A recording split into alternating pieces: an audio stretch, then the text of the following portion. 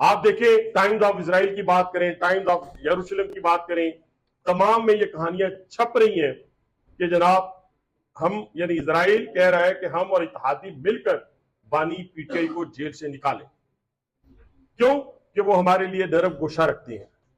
उनका दौर के अंदर हमारे साथ खैर सगाली के पैगामात भी आए। किसके जरिए आए? गोल्ड स्मिथ फैमिली के जरिए आए।